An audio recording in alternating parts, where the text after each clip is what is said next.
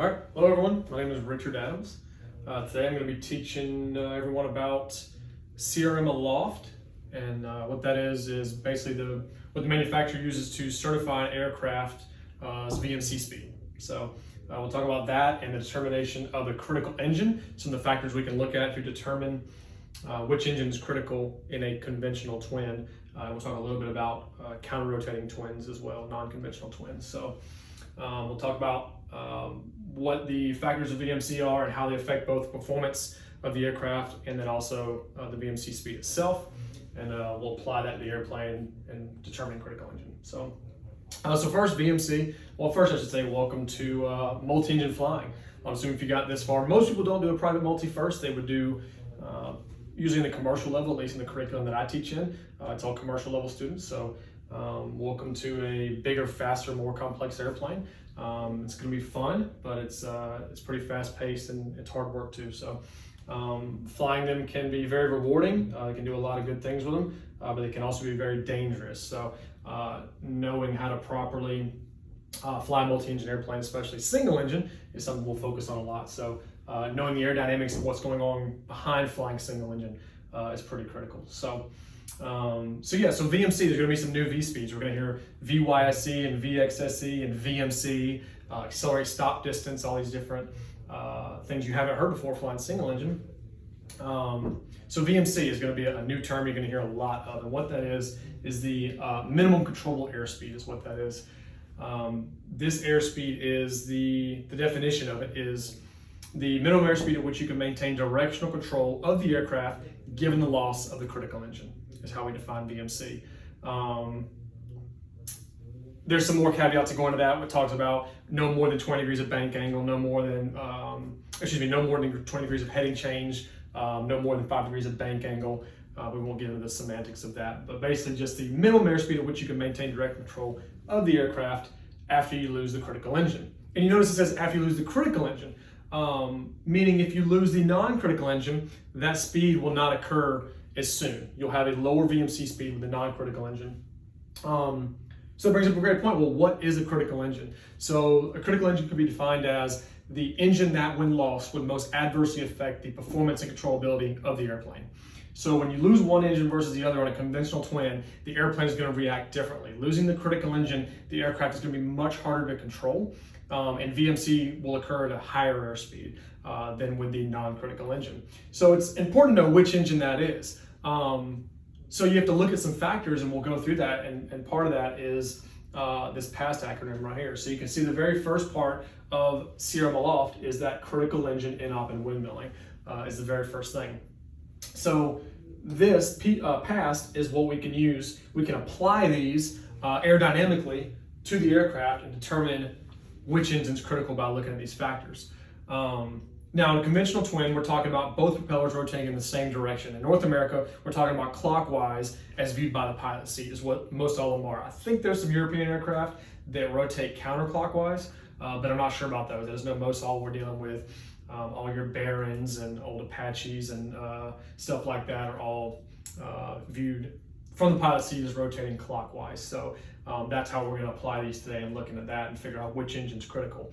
Counter-rotating twins, as you can imagine, they counter-rotate. So both of them are rotating with the descending blade toward the center line of the aircraft. And we'll talk about that afterwards. After we look at conventional twins, we'll kind of look at how counter-rotating twins,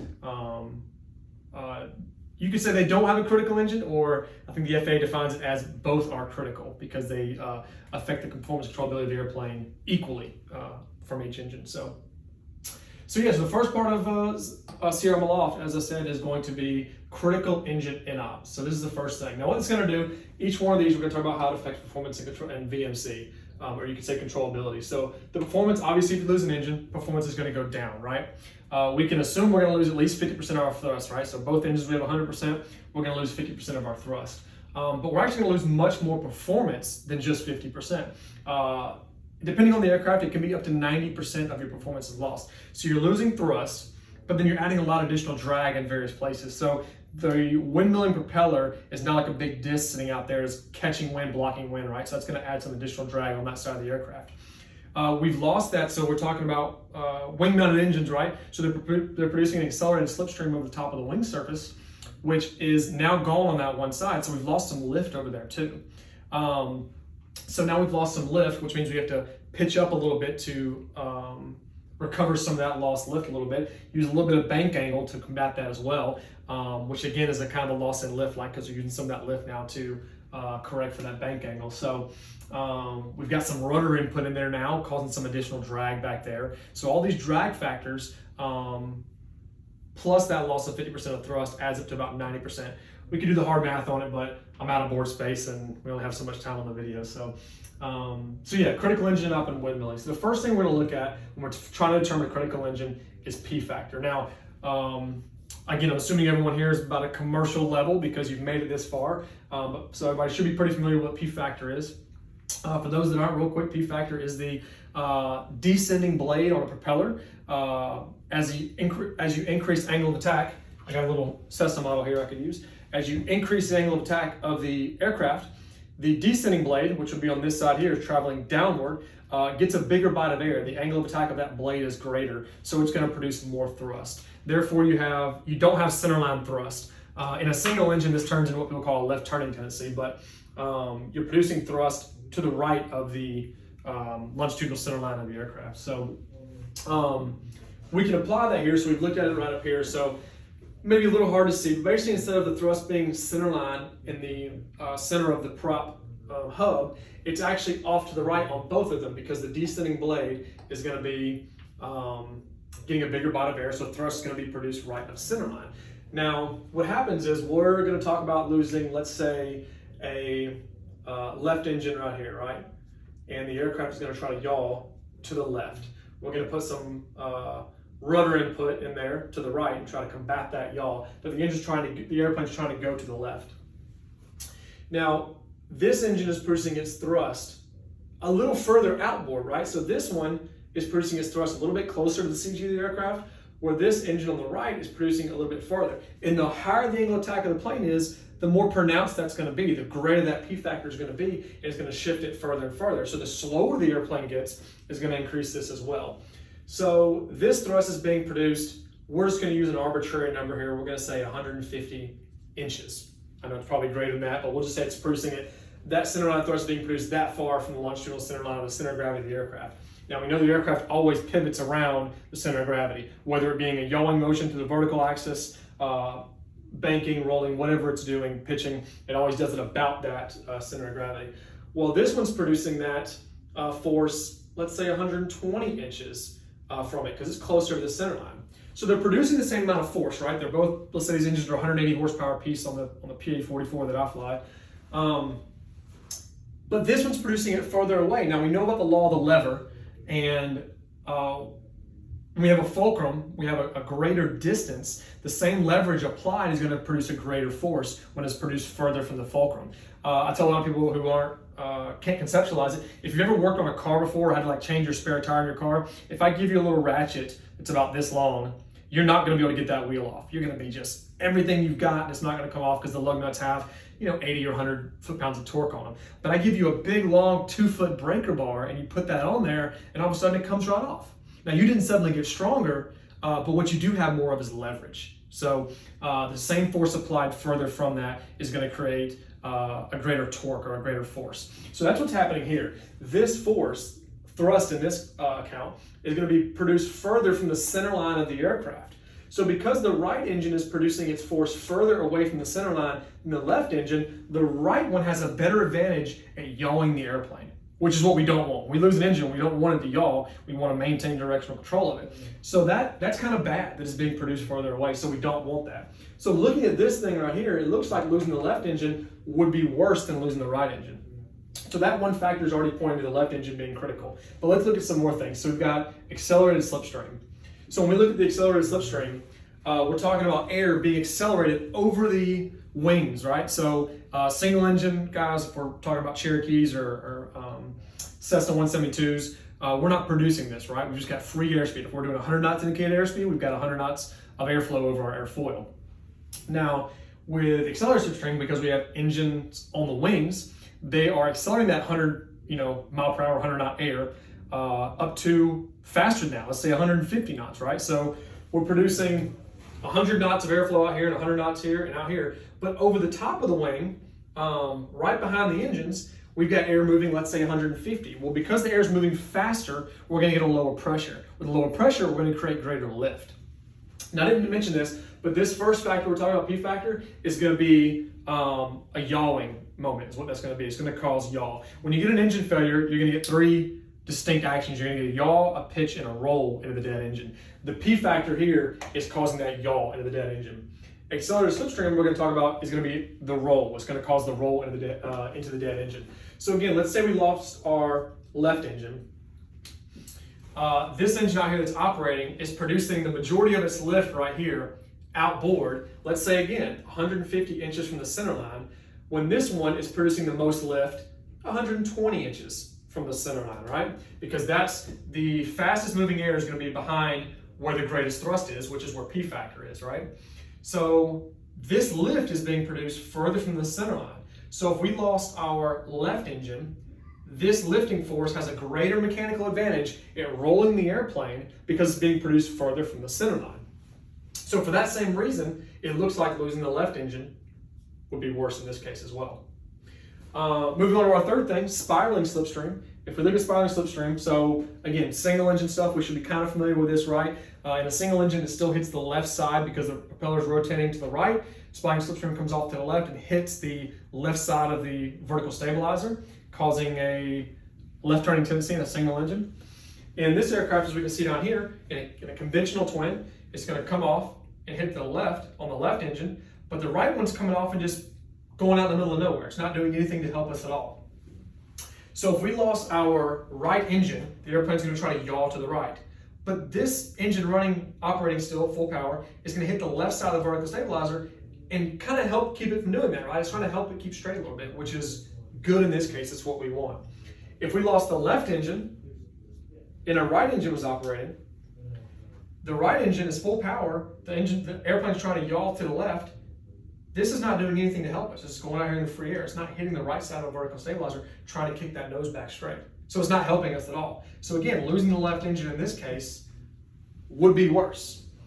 Last factor we can look at to determine which one. So far, we got three things pointing to the left engine being critical. So we've got to examine one more factor, and that's torque. So torque, if you're familiar with as well, Newton's third law, every action has an equal and opposite reaction. Now, I don't have a multi-engine model here, but I do have a Cessna, and we can talk about torque with this as well. We'll just imagine we've got an engine here, we've got an engine here, right? Both of these engines, the propellers are rotating clockwise as viewed by the pilot position. So there's going to be a torque force created to the left, right? The engine's going to experience a torque force to the left, which the engine's mounted to the wing and is going to try to torque the entire airframe to the left. This one out here is going to do the same thing, right? Now, if we get a right engine failure, the airplane's going to pitch down a little bit, it's going to yaw to the right, it's going to try to roll to the right. This engine's operating max power, but this engine's producing a torque force to the left. And that actually tries to help us a little bit. It's trying to pull us back to keep us straight and level. Well, that's pretty good. Now, let's say we lose the left engine over here and our right engine is operating max power. So again, we get a pitch down a little bit, we're going to yaw to the left and a roll to the left. This engine's operating max power, producing also a torque force to the left in the same direction we don't want to go. The airplane's trying to go that way and we're trying to combat it and keep it. We've got right rudder and we've got right aileron and trying to keep it from going left, and this torque force is actually helping it go that way, which is not good. So all four of these factors we've looked at so far point to the left engine being critical on a conventional twin, again with clockwise rotating propellers. Now, if you apply all these to counter-rotating propellers, it would all be reversed. The right engine would be counter-rotating. If we apply this to a conventional twin, a counter-rotating twin, everything would be equal.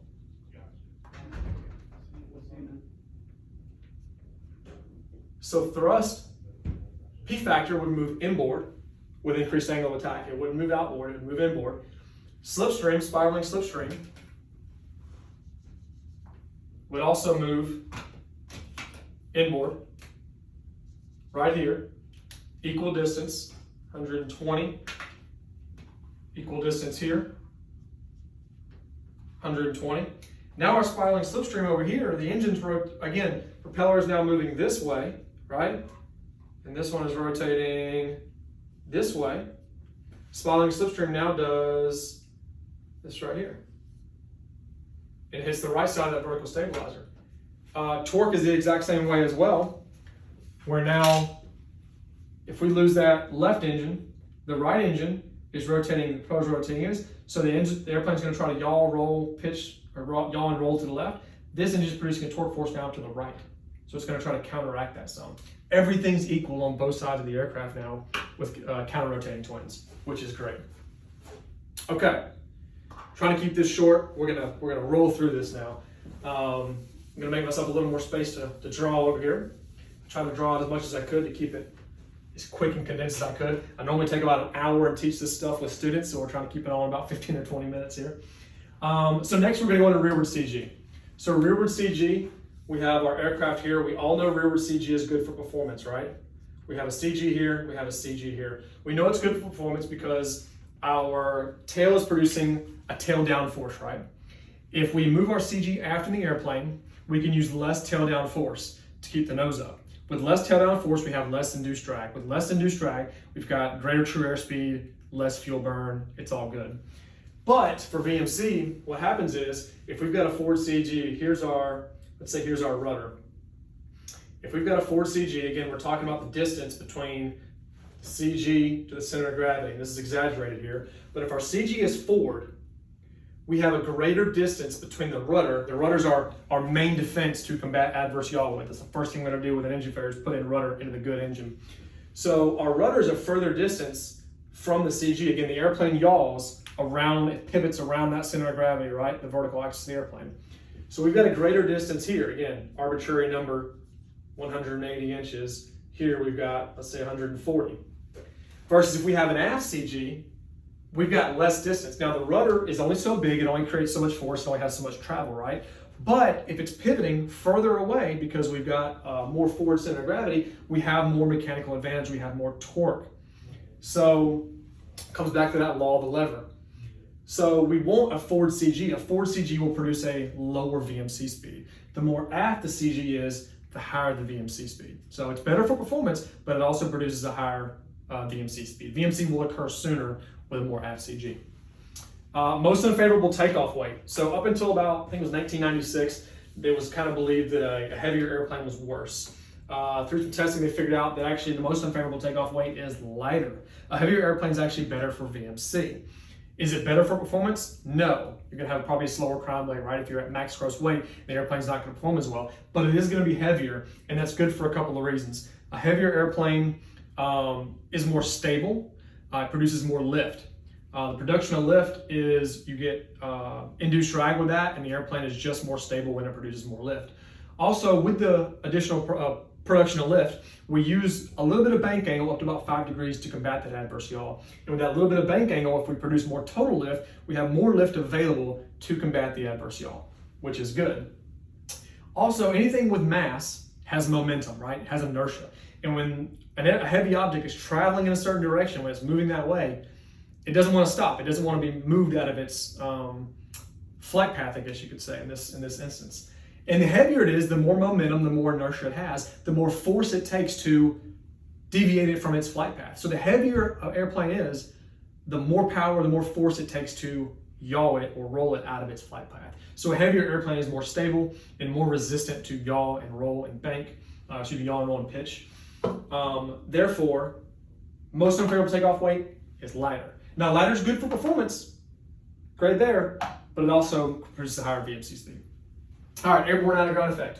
Again, this is all about certification, right? This is the criteria the airplane must be in to certify for VMC. The manufacturer has to abide by this and make sure that all this stuff is, the airplane is in this configuration when they publish the VMC speed. The reason why they do this is they can't, we'll get into a little bit more, but you can't say that, oh, it has a really great low VMC speed, in ground effect or in this perfect condition, right? Because it's not realistic, right? The airplane could be in a much worse configuration and you would experience a much higher VMC speed, and that's not safe. It's like saying if Cessna was like, oh, the stall speed over 172 is only 20 knots if you're in ground effect. Well, that doesn't really work, right? Because we're not always flying in ground effect. We have to know what it's going to be. Hey, when I'm up at 4,000 feet, what's it going to be there? That's what I want to know, not just in ground effect.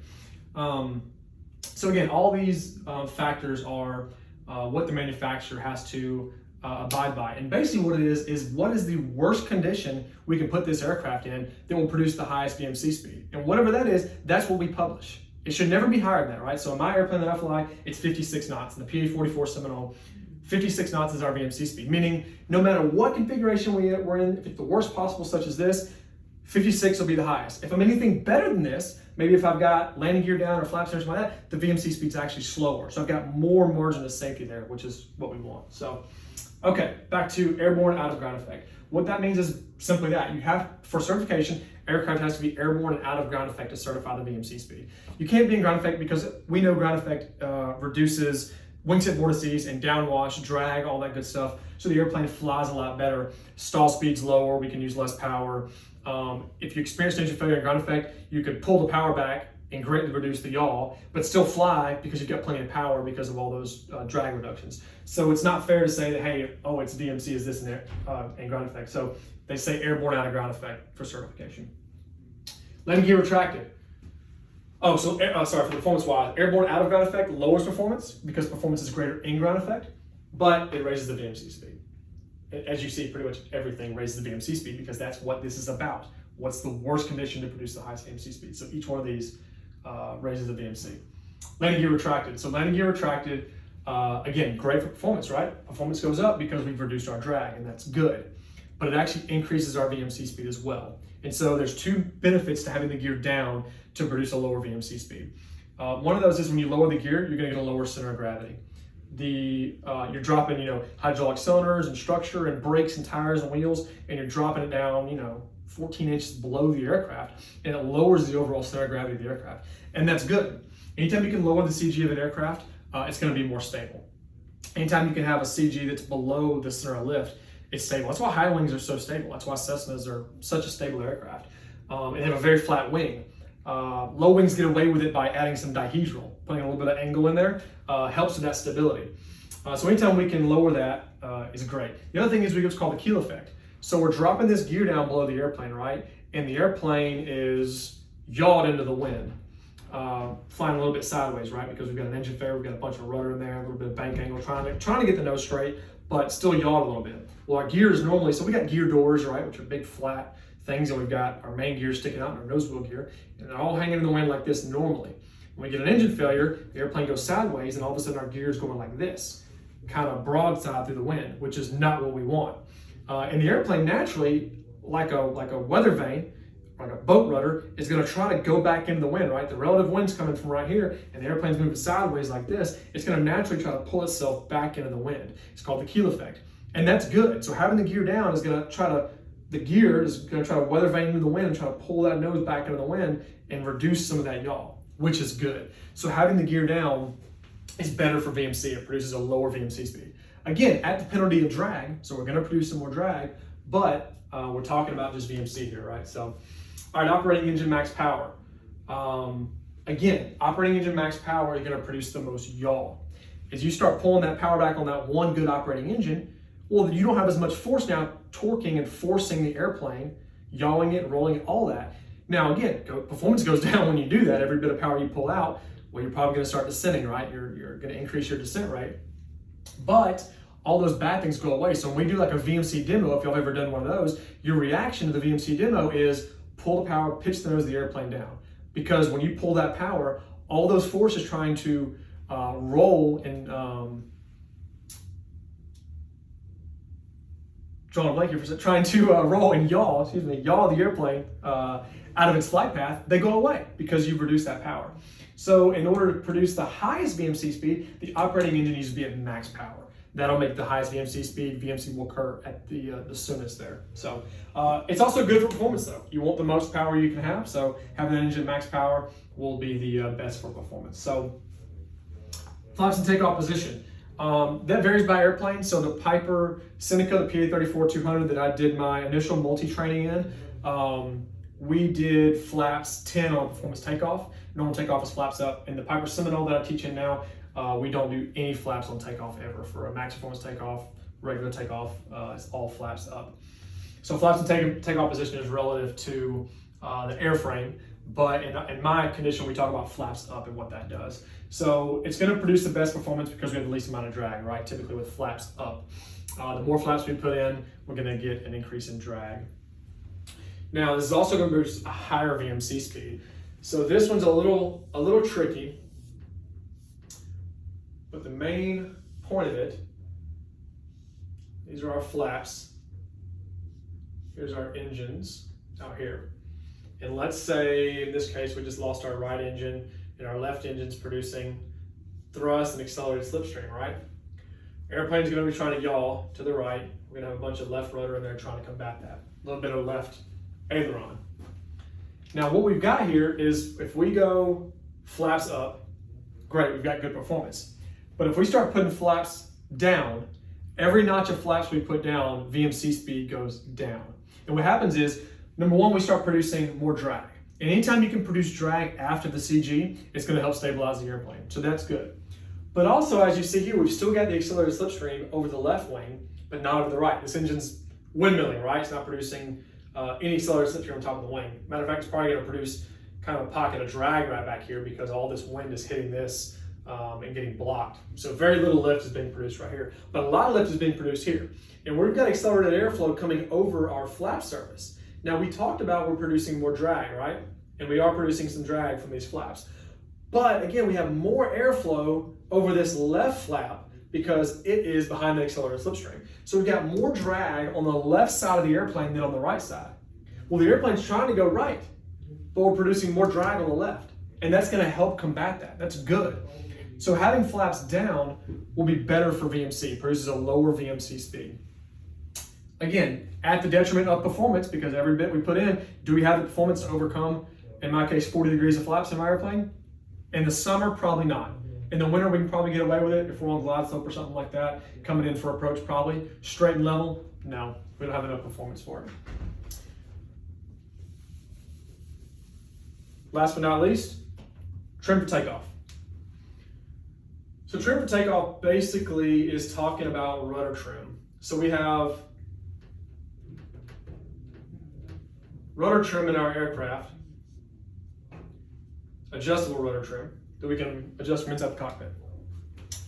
Trim for takeoff means trim neutral. That's what they're referring to. They say it needs to be trim neutral. They don't want trimmed into the dead engine or into the good engine for VMC certification because it does affect the VMC speed of the aircraft and the available rudder. So there was a regulation 23.149 that talked about the VMC certification process. That regulation I don't believe exists anymore. I can't look it up. The closest thing I could find to it was 25.149, which is for transport category aircraft, not for light GA aircraft.